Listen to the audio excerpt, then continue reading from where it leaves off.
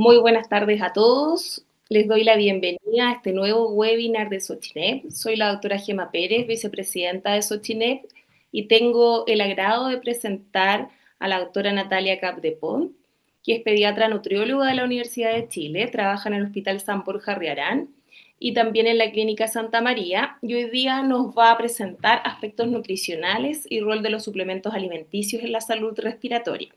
Después o a medida que vayan surgiendo las preguntas, envíenlas por favor a través de la plataforma para que podamos hacerlas y aprovechar a nuestra gran speaker.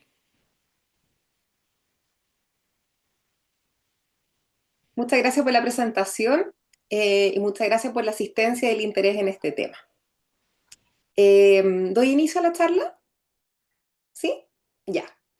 Entonces, como decía la doctora, voy a hablar hoy día de aspectos nutricionales y el rol de los suplementos alimenticios en salud respiratoria infantil.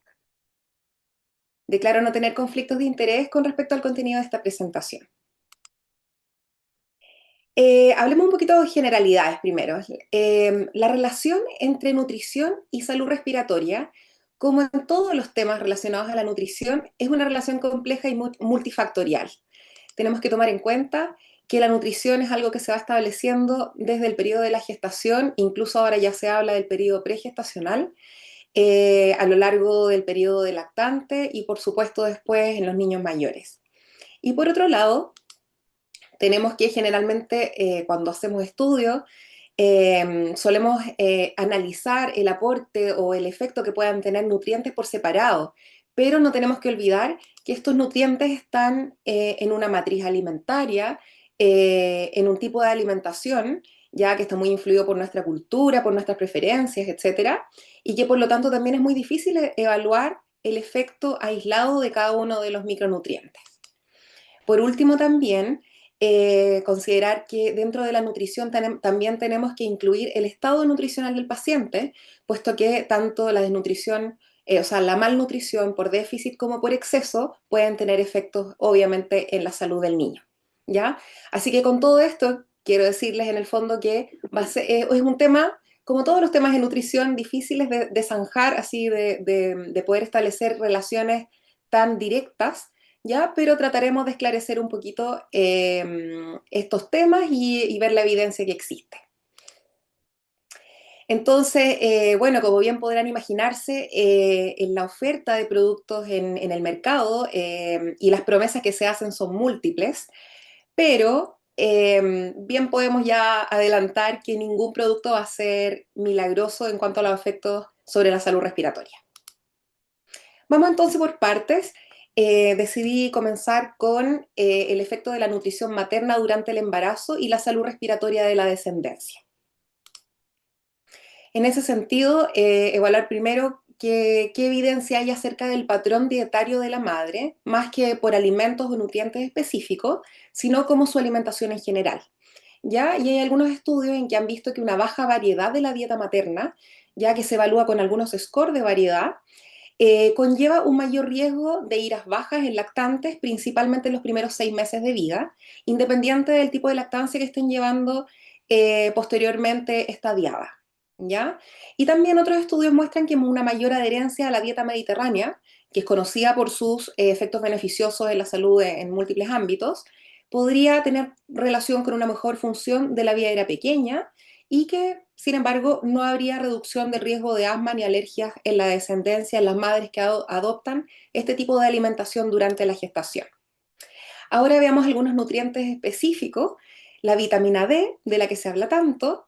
Ya aquí encontré dos grandes estudios randomizados controlados, el VEDART y el COPSAC 2010, que reúne aproximadamente 1.400 pacientes, madres que fueron suplementadas desde la semana 10 hasta la 22 de gestación con vitamina D entre 2.400 y 4.000 unidades diarias, versus un grupo control con solamente 400 unidades. Lo que vieron es que en la descendencia hubo una modesta reducción de las sibilancias recurrentes en los primeros 3 años de vida, pero que ya a los 6 años ya no se mantiene esta diferencia. Y para mayor precisión, hubo un mayor efecto en madres que tenían niveles basales más altos de vitamina D, contrario a lo que uno podría pensar intuitivamente. Es decir, las madres que tenían niveles de 25H de vitamina D mayores a 30, a la semana 10 a 22, tenían mejor efecto con la suplementación. ¿Ya? Por lo tanto, esto nos invita tal vez a que tal vez ya llegamos tarde en ese momento y tenemos que suplementar antes de eso. Ahora, en cuanto al omega 3, también se han hecho algunos estudios. También en esta misma cohorte COPSAC 2010 hay un RCT doble ciego, ya que reunió 340 gestantes más o menos con 695 niños, a quienes se les dio 2,4 gramos al día de EPA más DHA desde la semana 24 de gestación hasta la primera semana posparto versus placebo. Y en este estudio encontraron que había un 30% de reducción del riesgo de sibilancias persistentes o asma en los primeros 5 años de vida. Acá el mayor beneficio era en madres con bajo estado basal de EPA más DHA, en que había un efecto del 50% de reducción de estos episodios de sibilancia y de asma, y que había menor riesgo de iras bajas en los primeros 5 años de vida, ¿ya? Que es lo que se muestra en este gráfico. Ya ustedes ven de 0 a 5 años y cómo se separan las dos curvas, la que es con suplementación con ácido graso de cadena larga, omega 3, versus placebo, ¿ya? En cuanto al riesgo de persistencia de sibilancia y de asma. Otro estudio fue una revisión sistemática y metaanálisis publicado en el 2022, en que se vio el efecto en la descendencia de la suplementación con omega 3 en el embarazo, ya en 3 RCT, con dosis muy variables entre 0,4 y 3,7 gramos al día de EPA más DHA, versus placebo que no recibían nada de DHA. Acá vieron que hubo una reducción en la incidencia de asma o sibilancias en el niño, con un riesgo relativo de 0,62, ¿ya? Y por lo tanto, la suplementación de ácidos grasos omega 3 de cadena larga durante el embarazo podría reducir el riesgo de asma y o sibilancias de la descendencia, pero la solidez de la evidencia es baja. Ahora veamos otros micronutrientes. Acá vitamina C. Aquí el efecto de la suplementación con vitamina C con 500 miligramos al día versus placebo solamente reduciría el riesgo de sibilancias en lactantes y preescolares de hijos de madres fumadoras, ya en base a 2 ensayos clínicos controlados randomizados. En cuanto a la vitamina A y E, no hubo ninguna evidencia de beneficio en la suplementación materna. Y en cuanto al zinc, una mayor ingesta materna es asociado con mejor función pulmonar, pero la verdad es que tampoco la evidencia es muy dura al respecto. Pasemos ahora brevemente a hablar de la lactancia materna, ya que no podemos dejar sin mencionar. Mencionar que la lactancia materna es un factor protector archicomprobado, ¿ya? Una lactancia materna exclusiva por 6 meses y continuada hasta los 2 años o más ofrece la mejor protección respiratoria con respecto a otro tipo de alimentación en el lactante, de alimentación láctea me refiero. Hay una relación dosis-respuesta además, es decir, una lactancia materna exclusiva y de mayor duración otorga mayor protección. Y estos beneficios se han visto en menor incidencia de neumonía, hospitalizaciones y también menor mortalidad. Importante también que una vez que el lactante deja de ser amamantado, este beneficio se prolongaría, ¿ya? Incluso hasta los 4 años. Y en cuanto a la bronquiolitis por BRS, habría episodios más cortos y menos severos.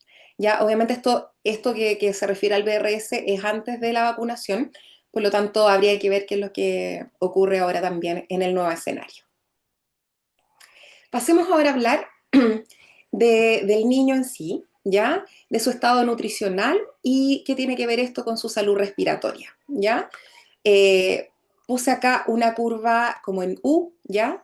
Que muestra que en el fondo, en general, se ve que la probabilidad de estar en cuidados intensivos o de tener una evolución más grave de los cuadros clínicos, en general, no solamente respiratorio, muestran una curva con esta forma de U en que los niños con desnutrición, es decir, hacia el lado izquierdo de la curva y aquellos que tienen malnutrición por exceso, son los que tienen mayor riesgo de tener cuadros graves.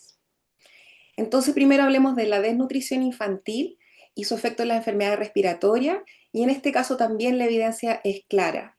La desnutrición, ya sea definida en distintos estudios por un peso edad, un peso talla o una talla de edad menor a 2 desviaciones estándar, o un perímetro braquial también menor a los límites que se establecen. Ha demostrado ser un riesgo mayor de desarrollar neumonía grave, requerir ventilación mecánica invasiva, tener hospitalizaciones más prolongadas y morir que los niños eutróficos. El riesgo de muerte además es proporcional a la severidad del déficit. Es así como hay un odds ratio de 2 para la desnutrición moderada versus 4,6 para la desnutrición severa, que es lo que se muestra en el gráfico. ¿Ya? Y sería el factor de riesgo poblacional más importante de muerte por ira baja a nivel mundial.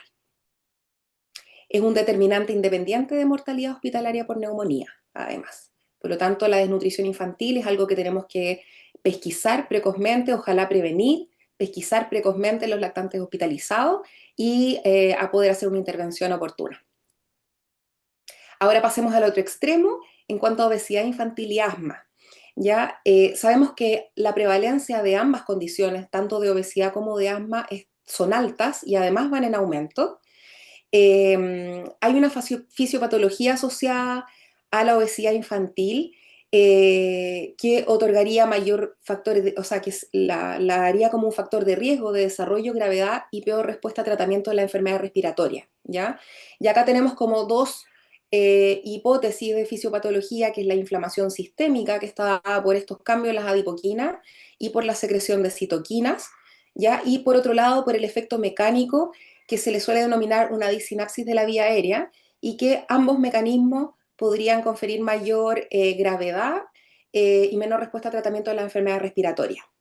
Entonces, en cuanto a las exacerbaciones,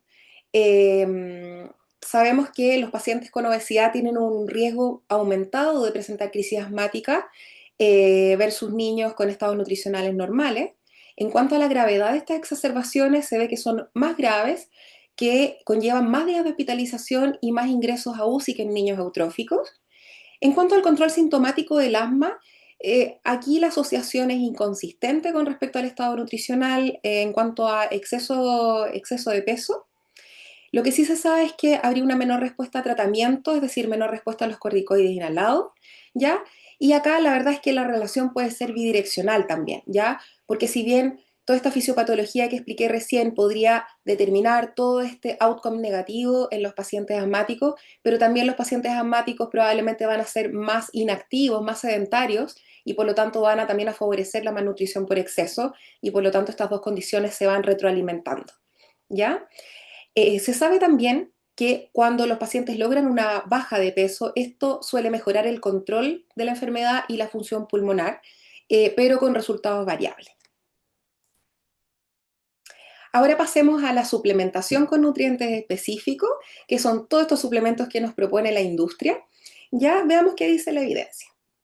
En cuanto a la vitamina D, tuvimos una avalancha de información, sobre todo en el momento de la pandemia.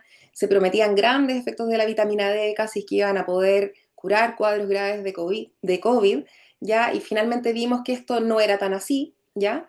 Pero bueno, mencionar que la vitamina D tiene un efecto inmunomodulador, que se han hecho múltiples RCT y revisiones sistemáticas con respecto a la efectividad que tiene la vitamina D como para ya sea prevenir o disminuir la gravedad de eventos respiratorios. Ya, pero saber que todos estos estudios generalmente involucran poblaciones muy heterogéneas en cuanto a edad, niveles basales de vitamina D, el régimen de administración, ya sea en bolos o shot de vitamina D versus administraciones diarias. También las dosis son muy variables y las patologías de base de los pacientes también son muy distintas, ¿ya? Por lo tanto, los resultados son inconsistentes en cuanto a que sea un efecto protector o más bien neutro, ¿ya? Lo que sí podría haber un beneficio para la prevención de infecciones respiratorias agudas en personas con niveles basales de vitamina D menores a 25, que se consideran insuficientes, ¿ya? Y que podría haber beneficio entonces en suplementar a estos pacientes con un régimen diario o semanal de vitamina D con dosis de 400 a 1200 unidades día, es decir, dosis bastante bajas, ¿ya? Para otros usos que también se le ha dado a la vitamina D. Sigamos revisando lo que tiene que ver con vitamina D, entonces, en una revisión sistemática publicada recientemente en el Lancet, que involucró 46 RCT, con 65.000 sujetos, tanto adultos como niños, que fue un update de una revisión sistemática publicada en el 2021 que había mostrado un efecto protector, ¿ya? Entonces veamos lo que pasó con este update en cuanto a prevención de infecciones respiratorias agudas. Ya en el análisis global del estudio no hubo una reducción significativa de los participantes que tuvieron al menos una infección respiratoria aguda, ¿ya? Si vemos el odds ratio es de 0,9, sin embargo el intervalo de confianza pasa por el 1, ¿ya? Y cuando hicieron el análisis por grupo, sin embargo, se dieron cuenta que una dosis diaria de 400 a 1000 unidades internacionales de vitamina D en pacientes en el rango etario de 1 a 15 años eh, podía tener efecto, pero cuando hicieron una metaregresión, es decir, un análisis estadístico diferente, ya se perdió el efecto protector. Por lo tanto, no está claro realmente que sea útil en la prevención de infecciones respiratorias agudas altas, ¿ya? En cuanto a la severidad de las infecciones respiratorias agudas, como de neumonía grave y de hospitalizaciones, tampoco se ha demostrado una reducción consistente. Ahora pasemos a revisar el omega 3, ya un poco un recordatorio en el fondo. Los ácidos grasos poliinsaturados del grupo omega 3 y omega 6 son esenciales, no los podemos producir nosotros en nuestro organismo y por lo tanto se les denomina esenciales porque los tenemos que obtener de la dieta, ¿ya? Sin embargo, los ácidos grasos poliinsaturados de cadena larga, ya que son el ácido araquidónico, el DHA y el EPA, sí los podemos producir en cierta proporción en nuestro organismo, pero también los podemos obtener de la dieta.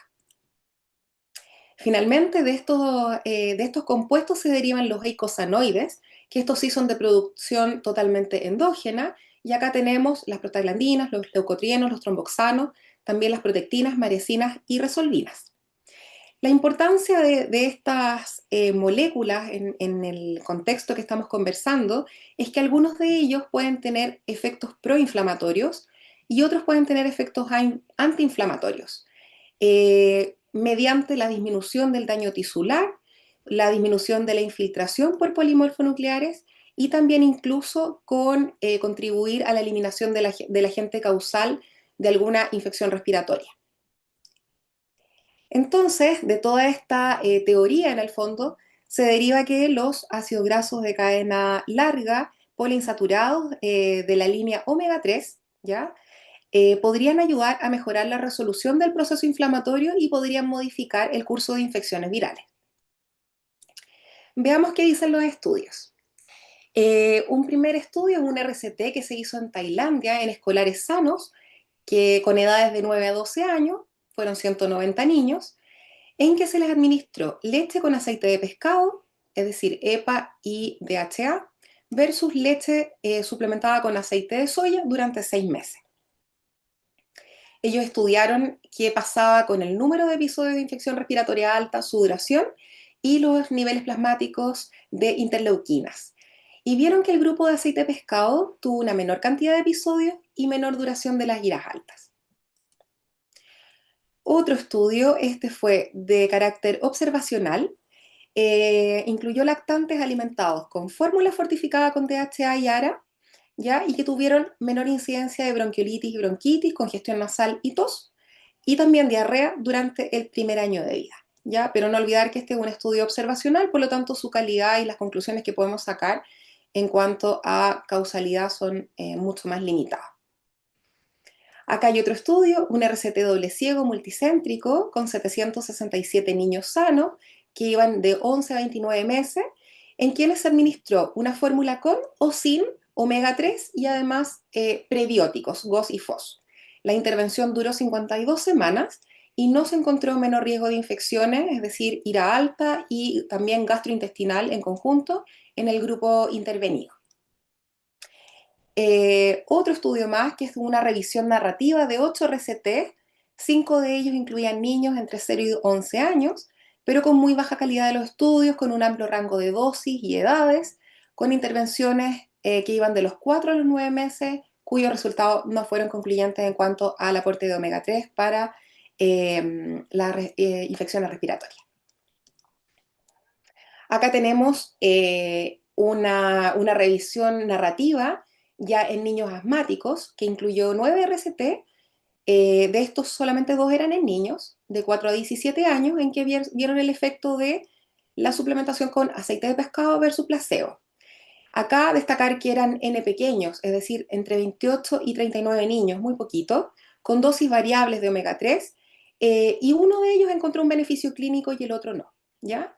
Por lo tanto, en niños con asma no hay evidencia sólida de que suplementar con omega 3 reduzca los síntomas, el uso de medicamentos, la hiperreactividad bronquial, ni tampoco mejore el BEF1.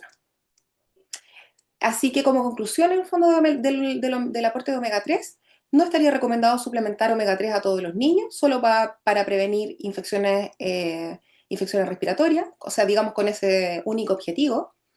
Habría que priorizar una dieta con pescados grasos 1 o 2 veces por semana, que es lo que recomendamos habitualmente en una dieta balanceada.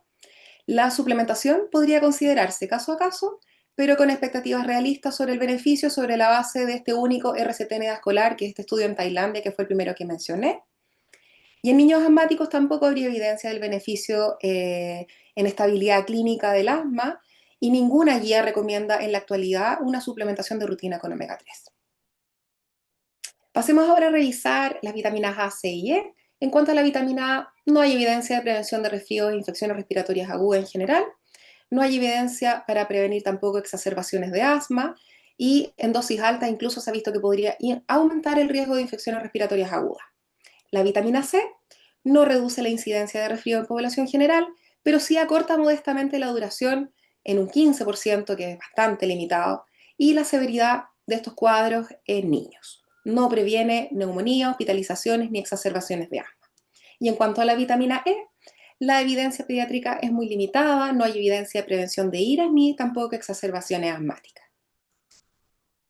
Por último, el zinc, que también tuvo muchos estudios, mucha presencia a lo largo de la pandemia, ya en una revisión del 2024, bastante reciente, que incluyó 34 estudios, 15 que eran acerca de prevención y 19 que eran acerca de tratamiento, en más de 8.000 participantes adultos y niños. Evaluaron la utilidad del uso del zinc para la prevención y el tratamiento de iras altas, en resfrío común específicamente.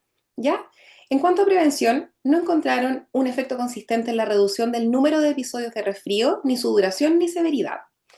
Y en cuanto a tratamiento, al igual que en la vitamina C, podría haber una ligera disminución en la duración de los síntomas, pero no en su severidad. Hay pocos efectos adversos, ya generalmente de tipo gastrointestinal, y no hubo ningún efecto adverso grave. Ahora, estos son estudios con alto riesgo de sesgo y con baja certeza de la evidencia. Perdón. No puedo dejar de mencionar este mito de los lácteos y las flemas.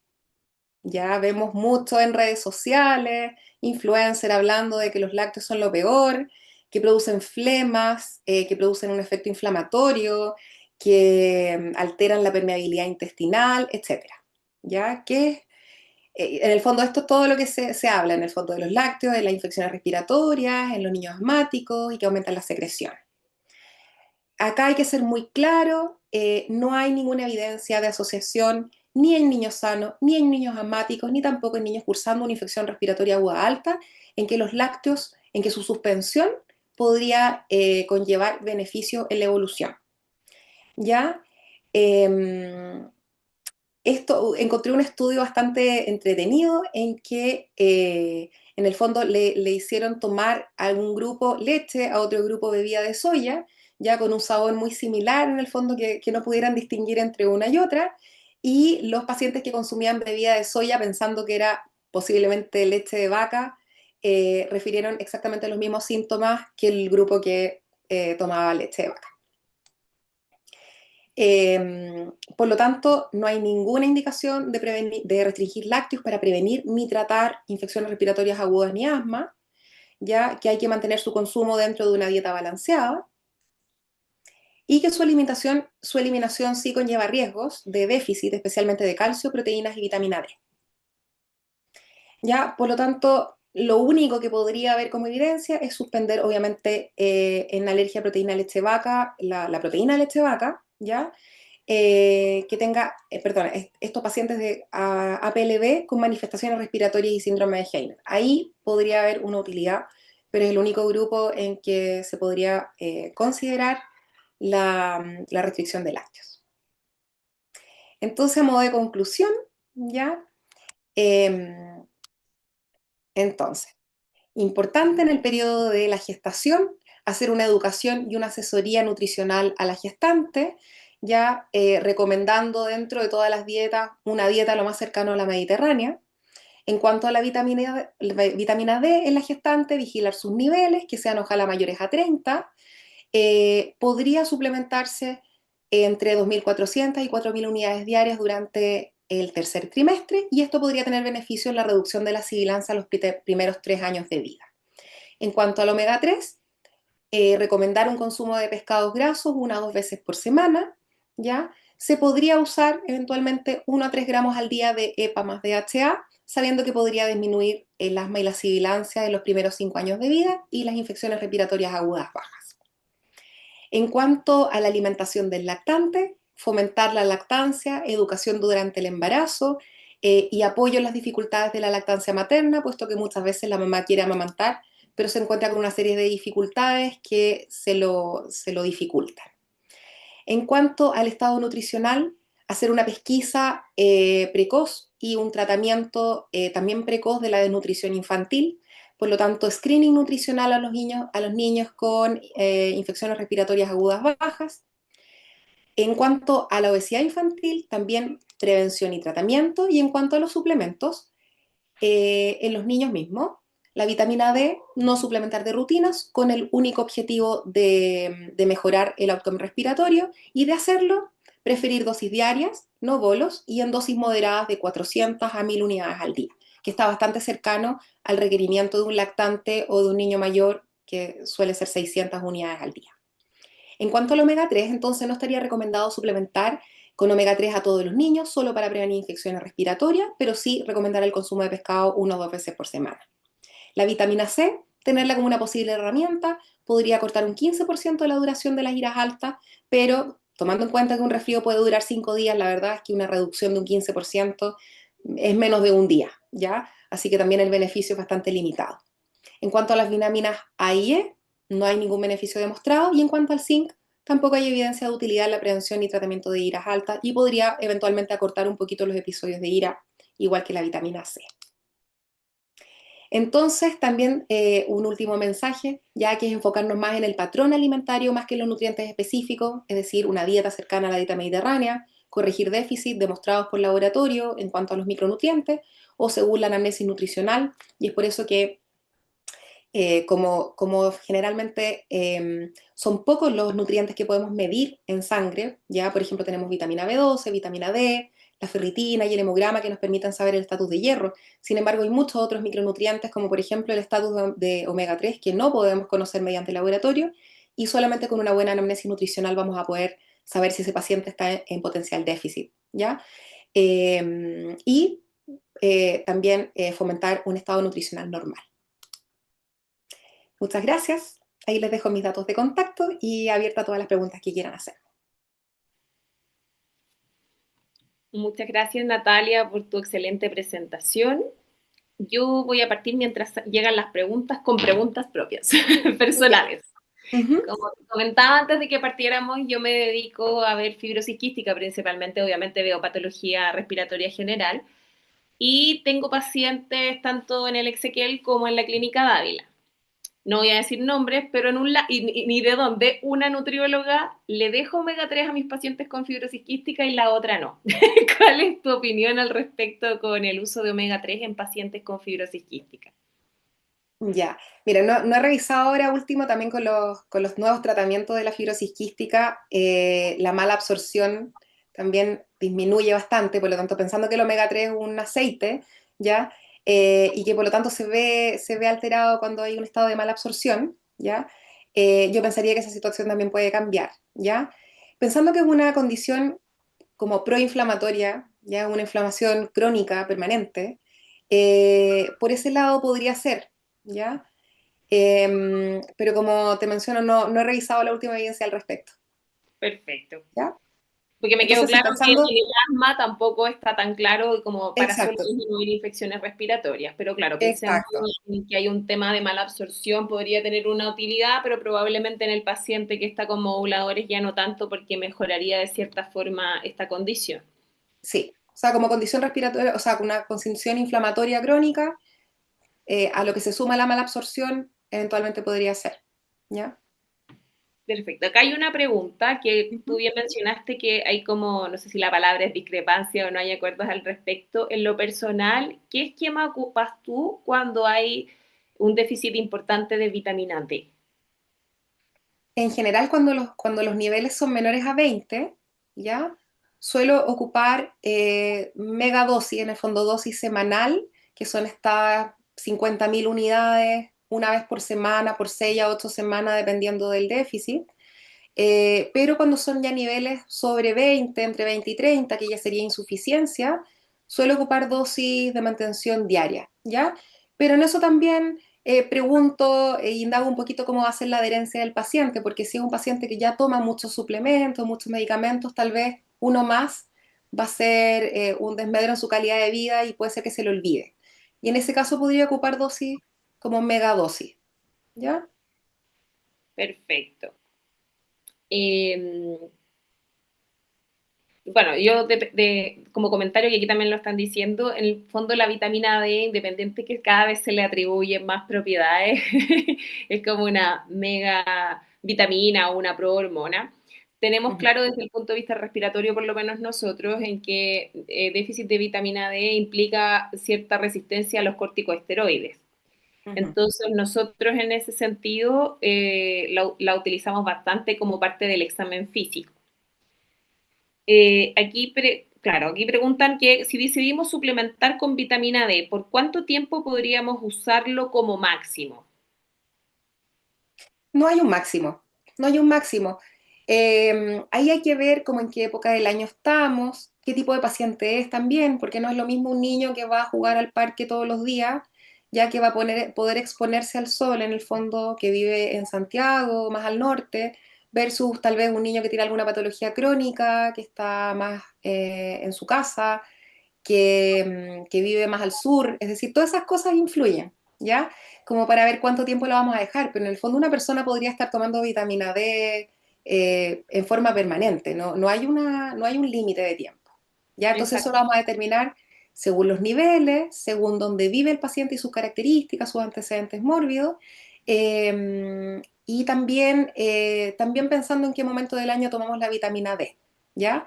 Porque si tenemos tal vez niveles de 20 cercano al verano, podemos pensar que ese paciente va a andar bien en los próximos meses, ¿ya? Exacto. Pero si tenemos niveles de 20 o 15 en marzo, eso solo va a empeorar, ¿ya? Durante el invierno. Así que eso va a determinar cuánto tiempo lo vamos a usar y cada cuánto tiempo vamos a medir la vitamina D. Y un poco también relacionada con la vitamina D, que es la estrella, como digo yo. Ujú. Preguntan si tú recomendarías la suplementación profiláctica de vitamina D en todos los pacientes o solo cuando hay déficit. A ver, cuando hay, perdón. Bueno, cuando hay déficit, por supuesto que sí, ¿ya? Lo otro es en pacientes con obesidad, ¿ya? Porque también la vitamina D es una vitamina liposoluble y por lo tanto tiende a secuestrarse en el tejido adiposo, ¿ya? Y estos pacientes suelen tener déficit más frecuentemente, ¿ya? Por lo tanto, estar más atentos en los pacientes con obesidad. Y también en los pacientes que están con corticoides crónicos, ya corticoides orales me refiero, no corticoides inhalados, pero sí corticoides crónicos, porque sabemos que los corticoides obviamente afectan al metabolismo óseo, por lo tanto hay que cuidar mucho los niveles de vitamina D y también la ingesta de calcio. No es poco frecuente que se junte un paciente que toma mucho corticoides, ya que está en obesidad, que además escuchó que la leche le va a producir flema y que tampoco toma leche. Entonces ahí tenemos la tormenta perfecta como para una mala salud ósea, ¿ya? Y que además es sedentario, entonces hace poco ejercicio y eso también va a deteriorar la mineralización ósea. Así Y que no por toma todas esas cosas, la verdad es que ese es un paciente como especial de riesgo, digamos. exactamente. Bueno, un poquito sigue relacionada con la vitamina D las preguntas. ¿Qué niveles son considerados tóxicos de vitamina D? Sobre 100, ¿ya? sobre 100. O sea, con 50 no me asusto, con 80 ya tendría cuidado con suplementar ya, y sobre 100 sí puede ser tóxico, y hay que vigilar a ese paciente, ¿ya? Exacto. Por eso que también es importante irlos midiendo, si los suplementamos y todo, Exacto, al sí. menos una vez al año. Sí, sí, sí. Sí, tiene, o sea, si ya decidimos suplementar, tenemos que hacer un seguimiento. Exacto. Ya, aquí una pregunta como más, entre comillas, un poquito más compleja. Un paciente con crisis asmática recurrente que ha utilizado SINAF, ¿es recomendable de manera intrahospitalaria pedir niveles de vitamina D e iniciar la suplementación post-alta? Ya, ahí, bueno, la vitamina D sabemos que puede salir baja cuando el paciente está cursando con una infección o con un cuadro inflamatorio, ¿ya? Por lo tanto, eso no es algo que esté tan zanjado, ¿ya? Frecuentemente lo hacemos, ¿ya? Porque el paciente a veces no lo vamos a ver después en un tiempo, aprovechamos la hospitalización y medimos niveles de varias cosas, ¿ya? Dentro de eso los niveles de vitamina D, pero tomar esos valores con cautela porque pueden estar disminuidos solamente por el cuadro agudo del paciente. Perfecto. Y en cuanto a la suplementación, no habría que esperar, o sea, si es que estuviera muy baja la vitamina D, se suplementa desde ya, no hay que esperar que el paciente se vaya de alta. Exacto. Yo opino lo mismo. Nati, aquí dicen por acá, muy, muy bueno el webinar. Tengo una consulta. ¿La dieta mediterránea se recomienda para gestantes o también asumo que es niños y niñas adolescentes porque dice NNA?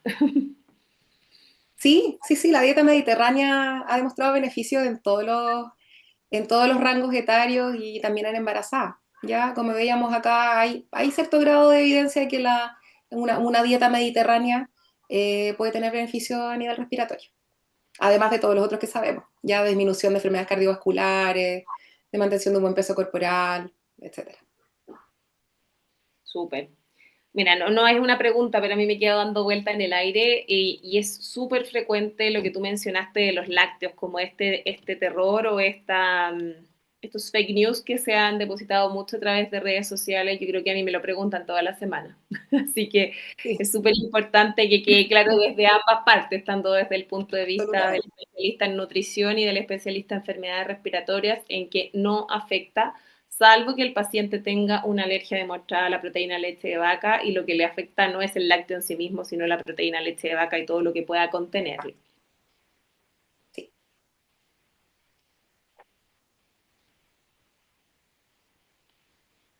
No sé si hay alguna pregunta más o tú quieres hacer algún comentario, algo que te haya quedado en el tintero o No, te hayas acordado, Nati.